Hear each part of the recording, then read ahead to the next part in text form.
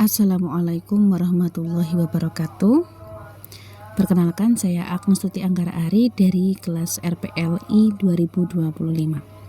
Yang terhormat kepada Ibu Sri Widayati SPD MPD selaku dosen pengampu mata kuliah konsep dasar PAUD, saya akan menjelaskan tentang Reggio Emilia.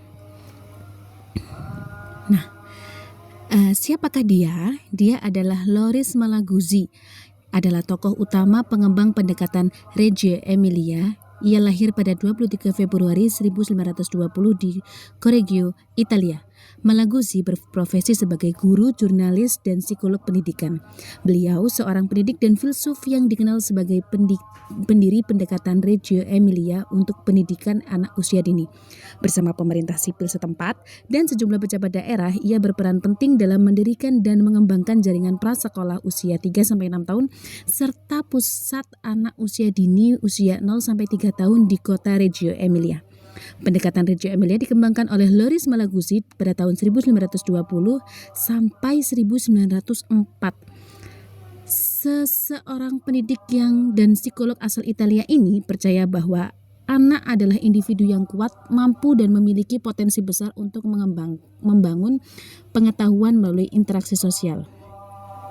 Filosofi dasar Reggio Emilia yang pertama adalah anak dipandang sebagai subjek aktif pembelajar.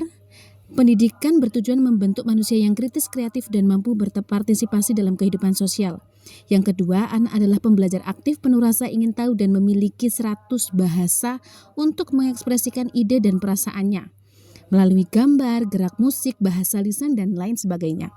Guru berperan sebagai fasilitator, peneliti, dan mitra belajar anak. Guru mengamati, mendokumentasikan, dan merancang pengalaman belajar berdasarkan minat. Nah, ini adalah dasar pemikiran spesial dari Loris Malaguzzi dengan dalam filosofi dasar Reggio Emilia. Lingkungan belajar yang dirancang estetik, nyaman, dan menstimulasi eksplorasi anak. Ruang kelas, cahaya, warna, dan bahan belajar menjadi bagian penting dari proses pembelajaran. Kurikulum yang digunakan juga bersifat emergen atau berkembang berdasarkan minat, pertanyaan, dan pengalaman anak. Pembelajaran dilakukan melalui proyek jangka pendek dan panjang. Dokumentasi digunakan untuk merekam proses belajar anak berupa foto, video, karya anak, dan catatan observasi guru. Melalui dokumentasi juga membantu refleksi guru, anak, dan orang tua. Nah, keunggulan dari pemikiran ini adalah orang tua dipandang sebagai mitra aktif dalam pendidikan anak. Mereka terlibat dalam perencanaan diskusi dan evaluasi pembelajaran. Yang kedua, PAUD harus menghargai hak anak, mendorong kreativitas, kolaborasi, dan berpikir kritis. Belajar adalah proses sosial yang bermakna dan kontekstual.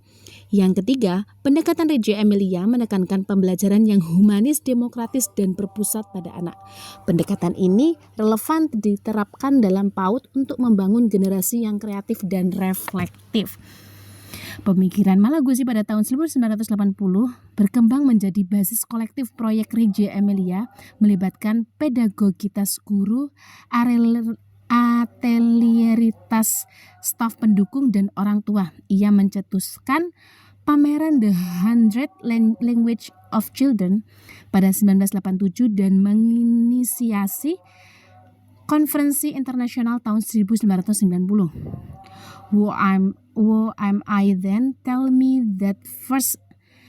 Membangun jaringan pendidikan anak usia dini berskala nasional dan internasional yang terus menjadi model pendidikan inovatif hingga saat ini. Nah, penerapan dalam keseharian di sekolah saya. Lingkungan belajar di TK Bina Anaprasa tempat saya mengajar juga dirancang senyaman mungkin, mulai dari tata kelas hingga pencahayaan dan juga warna-warni. Tidak hanya ruang kelas, kegiatan juga bisa dilakukan di halaman sekolah. Pembelajaran atau tema yang digunakan juga sesuai dengan minat anak, kontekstual atau dekat dengan anak. Guru selalu membuat pengembangan sesuai dengan kebutuhan anak untuk belajar hal ini sesuai dengan kebermaknaan dan memuliakan anak. Di sekolah TK Bina Anaprasa sudah tidak menggunakan LK atau buku paket sebagai sumber belajar anak. Media yang digunakan juga banyak, bisa dari bahan alam atau benda yang ada di sekitar. Memberi kebebasan anak untuk berpikir dan menentukan apa yang ingin mereka pelajari dan lakukan. Jadi dengan pendekatan ini, pembelajaran lebih aktif dan kreatif juga dapat memancing penalaran kritis anak. Nah, apa yang menjadi keunggulan? Pembelajaran jadi lebih inovatif dan tidak monoton. Pembelajaran lebih bermakna karena sesuai dengan kebutuhan anak dan setiap hari selalu memantik penalaran kritis anak yang dapat memunculkan ide dan pengalaman belajar baru.